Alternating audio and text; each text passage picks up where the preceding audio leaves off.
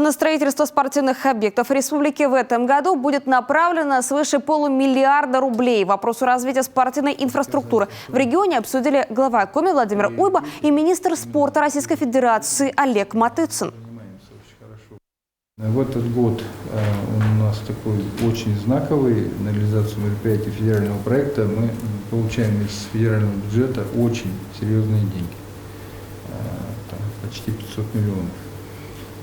Средства будут направлены на капитальное вложение, это строительство физкультурно-оздоровительного комплекса единоборств в городе Ухта, спортивный комплекс в селе Обьячево и также строительство универсального игрового зала в городе Микунь.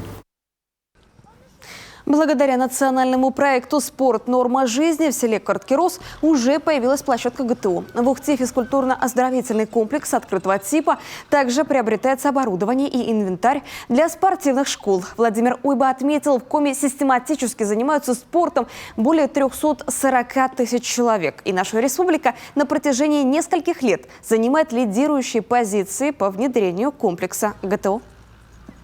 Я очень рад, что все, скажем так, показатели и федерального проекта «Спорт. Норма жизни» и государственной программы развития физической культуры и спорта в республике они выполняются и по вовлеченности, и по обеспеченности объектами.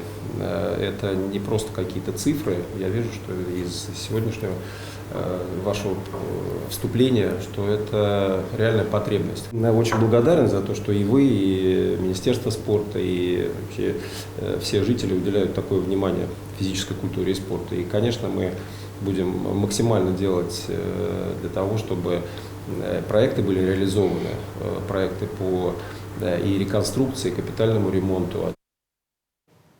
Олег Матыцын и Владимир Уйба договорились, что сотрудничество между регионом и Федеральным министерством спорта продолжится как в реализации государственной программы исполнения задач, поставленных президентом, так и в организации на территории региона крупных соревнований, в том числе с участием дружественных стран.